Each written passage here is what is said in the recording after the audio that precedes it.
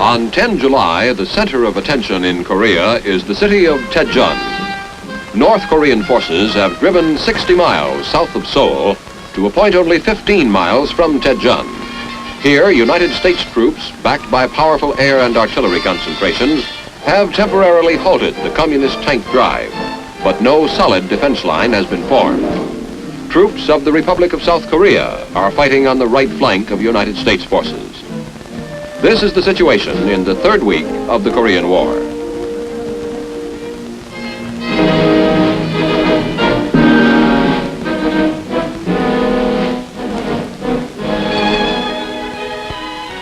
The main port of entry in Korea for U.S. supplies and reinforcements is the port of Busan. On 5 July, an LST prepares to unload. The immediate destination of the troops on board is a staging area to which they will be transported in buses. Men and equipment being landed here will be rushed to the fighting front to bolster the thin line that is delaying the Red March on TAEJON. These troops, this ammunition and equipment, will take part in a delaying action which is designed to slow down the North Koreans to a 4-mile-a-day pace during their advance to TAEJON. Most of the equipment and most of the men required to launch a U.S. offensive will have to be landed here in Busan in the months to come. South Korean civilian dock workers help unload ammunition and equipment, which is so badly needed at this time.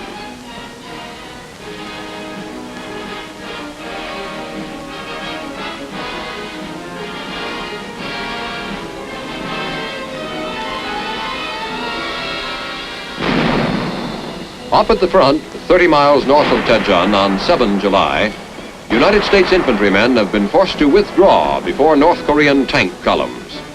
U.S. artillerymen direct their fire on the village of Chonan, 2 or 3 miles away.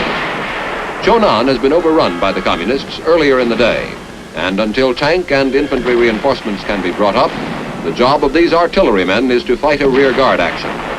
Their routine is to dig in, fire, withdraw. Dig in and fire again on practically an around-the-clock schedule.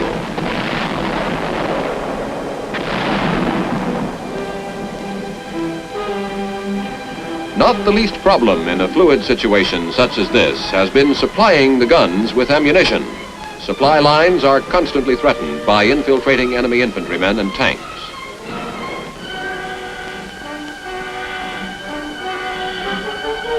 A heavy mortar crew has finished digging in after a withdrawal 1 mile south of Chonan. Nearby, radio men have set up communications. On 8 July, with the United States defense line well south of Chonan, some of the first United States tanks to reach Korea head toward the front. By 9 July, captured Russian equipment is increasingly in evidence. Russian scout cars, Russian motorcycles. This materiel was captured in the vicinity of Chochi-Wan, 20 miles from TAEJON. Weapons of unusual design are also examined with interest by American Army personnel. The North Koreans are presently using these Russian-made guns in the field. These are Russian-made tanks knocked out on 9 July, testimony to the excellent equipment the North Koreans have. During these first weeks of the Korean War, the North Koreans' tanks advanced practically without opposition. On 14 July, the TAEJON airstrip is still in American hands, and U.S. wounded are brought here to be flown to Japan in hospital planes. These wounded are mostly casualties of the temporary stand being made at the Kum River near TAEJON.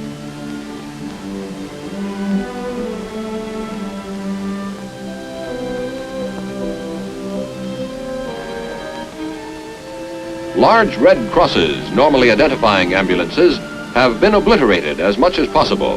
Even tar has been used to cover them. The North Koreans make targets of clearly marked ambulances.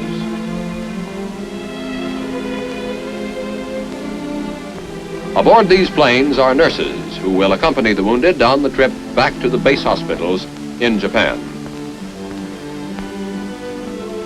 Some of the more severely wounded receive plasma and other necessary treatment during the trip.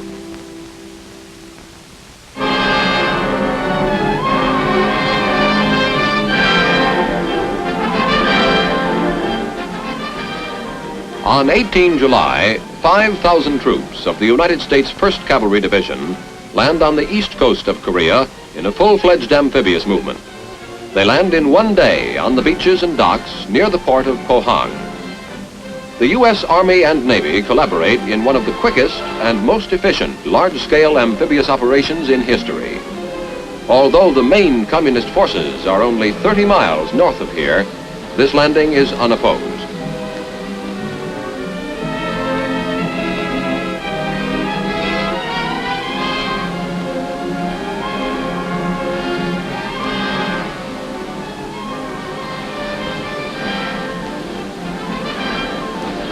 The Hell for Leather Cavalry Division doesn't even get its feet wet.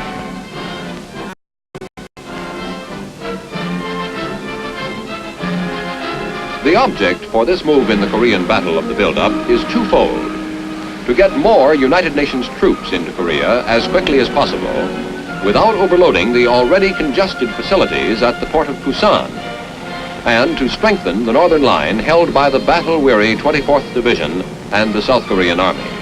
And time is precious. To the west, the main U.S. forces have just withdrawn from TAEJON.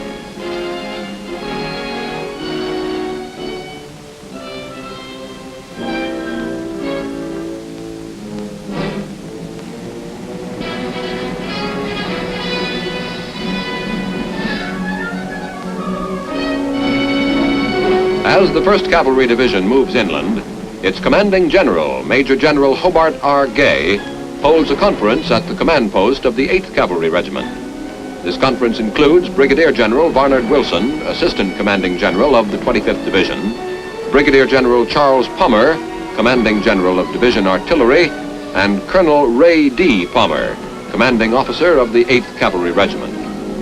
Shortly after hitting the beach, General Gay said, "Our job is to kill North Korean troops until the United Nations has won a victory in Korea." In the port city of Pohang, South Korean townspeople, who remain off the streets, have erected a sign of welcome.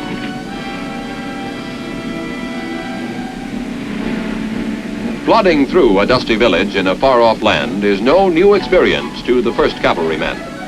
In World War II, they operated as dismounted and motorized troops in the Admiralty and Leyte campaigns and spearheaded the return to Manila.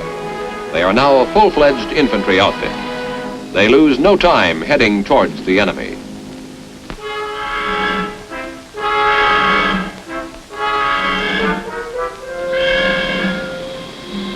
July 19, aboard the U.S. aircraft carrier Valley Forge.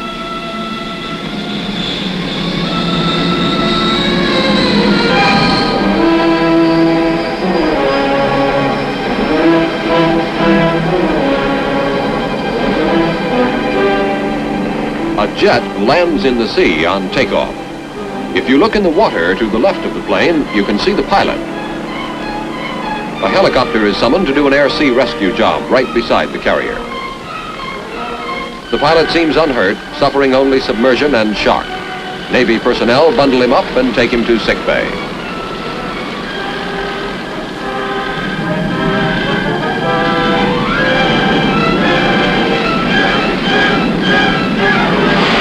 These scenes are photographed by gun cameras of the attacking Navy planes. They show some of the damage inflicted on North Korean targets in this carrier strike. Most of the missiles seen are rockets and tracers. These attacking planes of the carrier Valley Forge are operated in conjunction with other units of the 7th Fleet, which left their normal duties of protecting Formosa to give air cover to the amphibious landing of the 1st Cavalry Division at Pohang. After this landing, made yesterday, these planes are now ranging far and wide over North Korean territory.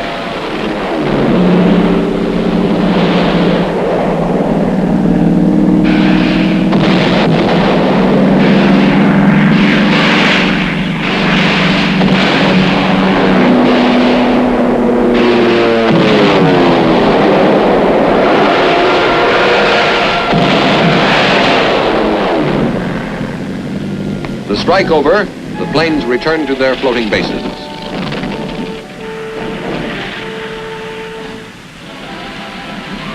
One of the returning fighter planes seems to have disabled its landing gear during the strike.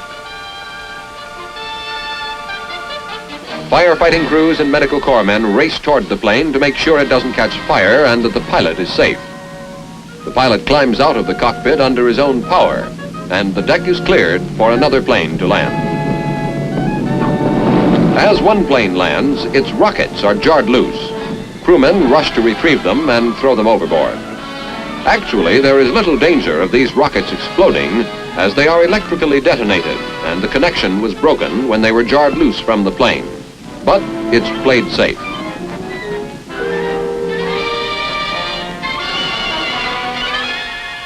A scoreboard on the Valley Forge totals up the knockouts in today's strike.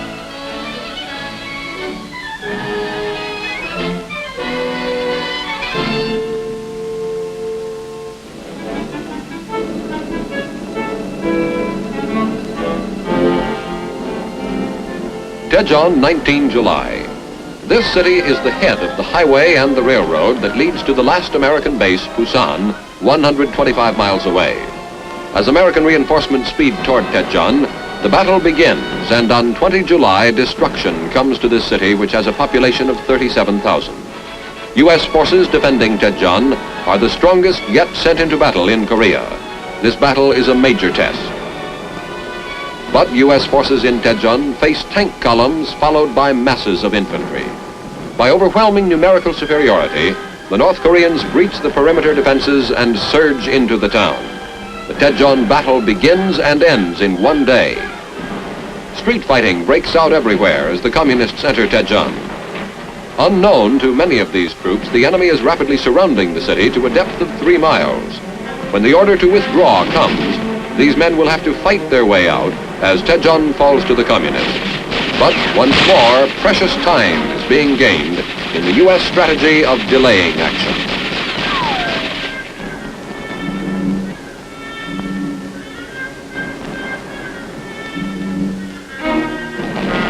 (21 July, near Hamchang, 50 miles northeast of TAEJON, we see some of the first U.S. tanks in action. This is in the vicinity of a village called Sangyongdok-dong. Tanks are working their way to a position on a hillside north of the village to prepare for a possible enemy breakthrough. All along this northern line near Hamchang, the Reds have increased their pressure considerably since the fall of TAEJON. There is a slight lull around TAEJON as the Reds regroup their forces. In this area, there is evidence that a strong attack can be expected very soon. On this date, General Douglas MacArthur stated, quote, "We are prepared to cede positions with low defensive potential for positions that can be held with forces currently available and which can ultimately act as a springboard for United Nations offensives."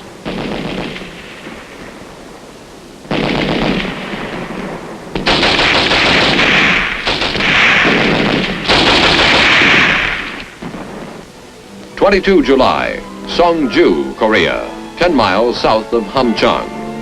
25th Division engineers are laying a rock foundation on the bottom of a stream to aid vehicles in crossing. This stream has become swollen by a recent rain. The underwater bridge will not be strong enough to support heavy vehicles, but jeeps will be able to cross safely. July and August are the months of the rainy season in Korea, and at this time a small stream can become a river overnight. On this date, the Reds have pushed on through Hamchang and are now engaged in a drive toward this area.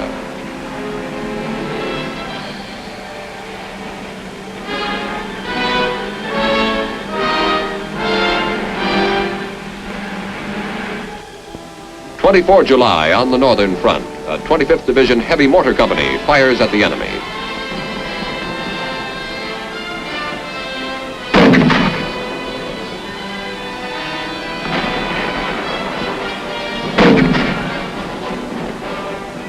A gun crew fires a 105 millimeter howitzer.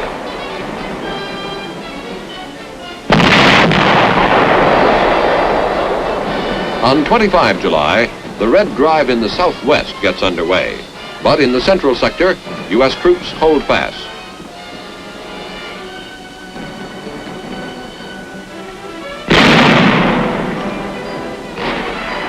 Here, infantry watch United States planes strafing the enemy in the nearby hills.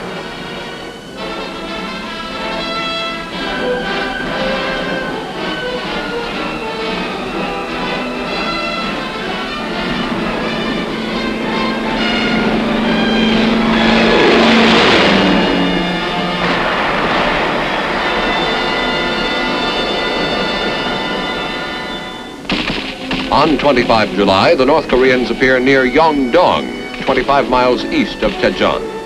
Sniper fire grows heavy. U.S. troops cover a bridge with rifle and machine gun fire to help the last units cross a river. At this time, the North Koreans hold a section of Yongdong, which American soldiers set fire to the day before. Some miles north, beyond this river, red tanks are moving in this direction along the Taejon-Yongdong highway. It is a tense time here. A jeep of the 8th Cavalry Regiment races over the bridge, its passengers firing as they go. On 27 July in Chinju in the southern sector, a United Nations flag flies over a 24th Division regimental command post. North Korean captives are brought to this command post for interrogation. It is said that an experienced observer can tell what section of Korea these men come from by examining their feet. At the end of July, the North Koreans have lost an estimated 31,000 men. Up on the northern front on 29 July, South Korean soldiers make extensive use of natural camouflage. They are moving anti-tank guns to an orchard overlooking a road. Concerning these South Korean troops, General MacArthur said after a visit to the front that he was highly pleased with the offensive spirit being shown by the South Koreans after their initial reverses.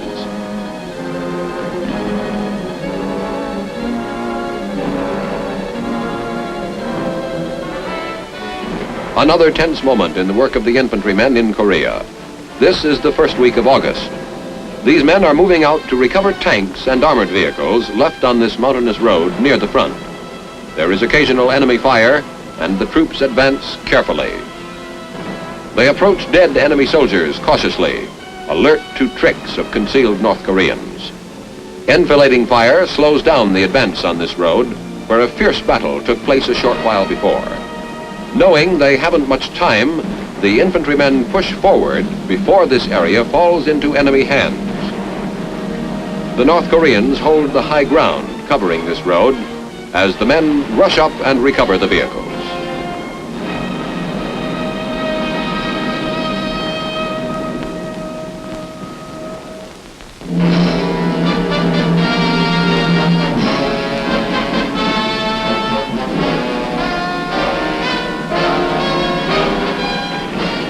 This is the pilot's view of an air attack on North Korean positions during the week of 26 July. These scenes were filmed by a U.S. Air Force gun camera in an F-80 jet plane.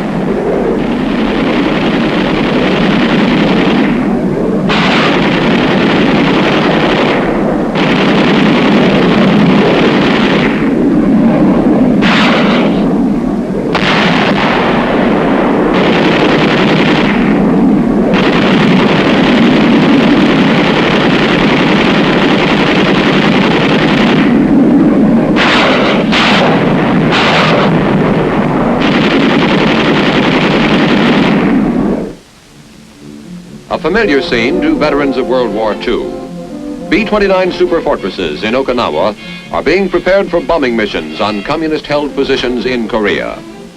These aircraft of the 19th Bomb Group are being primed for strikes on Hungnam in the north and on Seoul, main artery of communication for the North Korean forces. Bombs are prepared and rolled into position under the superforts. There, the bombs are swallowed up in the bomb bay bellies of the planes. Loading and preparing the aircraft is completed while the flight crews receive last-minute instructions. When briefing is complete, the planes are ready to take off.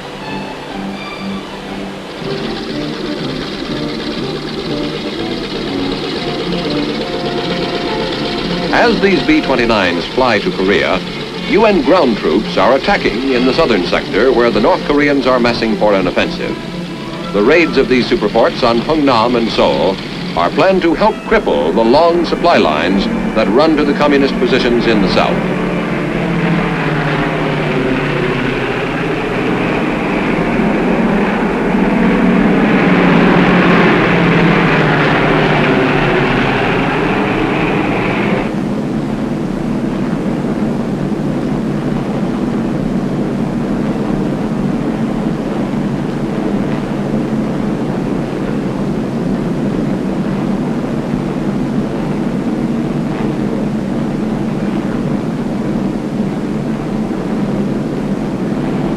Over the target, it's bombs away.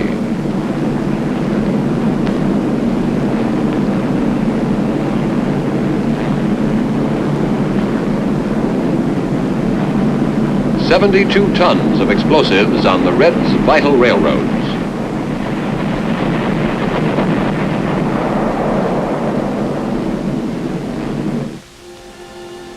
At an advanced fighter base in southern Japan on 4 August, F-80 jets are readied for a mission against the North Koreans. The cameraman who filmed these scenes is also going along in one of the planes on this mission, and you will see this air attack from the cockpit. These are oversized fuel tanks developed to keep the plane over the target longer. This fighter plane outfit has been in action since the start of the Korean War. Most of these pilots have flown 30 missions. A few have already flown 40 missions.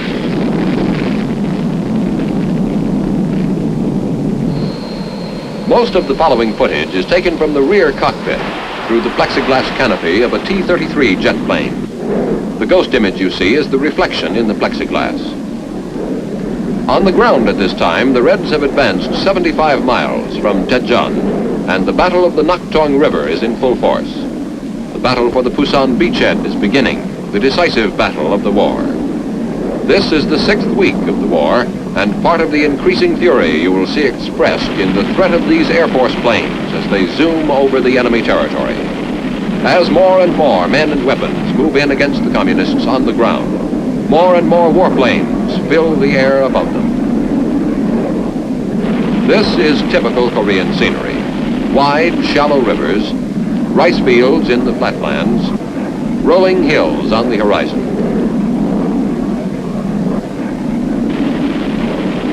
Much of the fighting in Korea has been along the roads. These roads have aided the North Korean tanks considerably.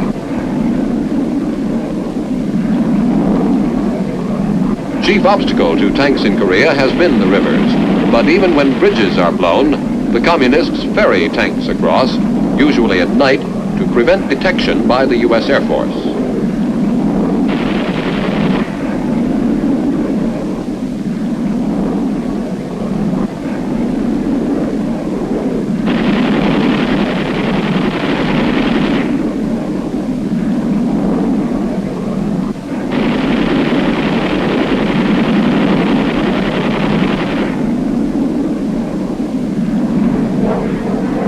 Mission completed, the jets peel off and head for home. 3 August, the 1st Provisional Marine Brigade lands in Korea at the port of Pusan. These Marines have been rushed to Korea from California. Modern U.S. tanks are a growing answer to the Russian T-34 tanks, which gave the North Koreans such an initial advantage.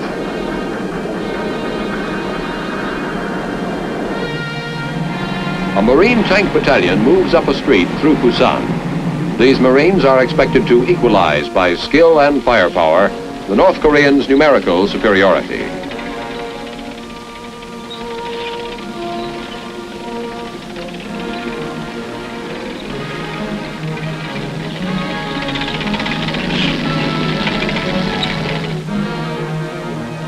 Fifth Ordnance Company, Daegu, 4 August.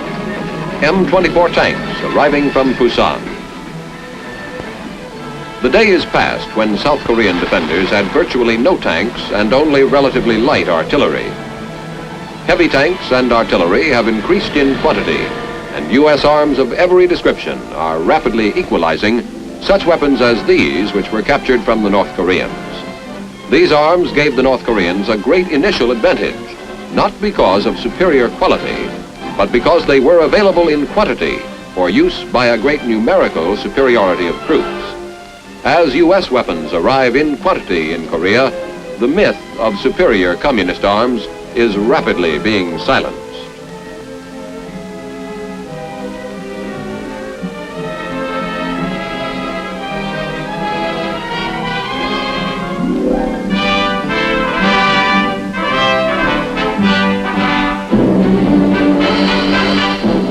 A visitor to Japan on 8 August is W. Averill Harriman, Special Assistant to President Truman. Former ambassador to London and Moscow, Mr. Harriman makes a brief stop in Japan on his way to the Korean front. He will report to the President when he returns to Washington. After conferring with General MacArthur, Mr. Harriman leaves for Korea. But General MacArthur's farewell expresses his confidence in victory. By 10 July, 16 days after North Korean troops attacked across the 38th parallel, an estimated 75 to 100,000 communists, led by tank spearheads, had driven more than 100 miles below the 38th parallel to Chochiwan. Their chief objective at this time was TAEJON, important railhead and emergency capital of the South Korean Republic. Between the advancing communists and TAEJON lay a natural barrier, the Kum River.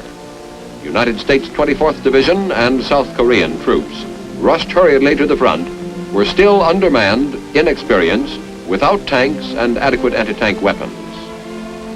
By 25 July, with the police action against the North Koreans 1 month old, communist troops had driven down the west coast more than 200 miles south of the 38th parallel. TAEJON had fallen, and our defense perimeter had been pulled back all along the line. But there were some reasons for optimism. Our 1st Cavalry and 25th Infantry Divisions had entered the battle. We had tanks and 3.5 bazookas. Our aircraft were continuing to blast enemy troops and supply lines. By 10 August, after 47 days of fighting, reinforced United Nations forces had been pushed farther back, but had stopped trading space for time. They were dug in along a beachhead perimeter bounded by the Naktong River, with communist forces threatening Daegu, Masan, and Pohang in their drive for the UN supply port at Busan. UN forces, reinforced by the 1st Marine Brigade, the 5th Regimental Combat Team, and other units, were pressing an offensive toward Jinju at the southern end of our beachhead. This counteroffensive was designed to turn back the communist threat to Busan, our main port of entry for reinforcements and supplies. At this time, Lieutenant General Walton H. Walker, the U.S. Field Commander, said, "The fight is not finished, but I am pretty sure now we will hold the beachhead we need."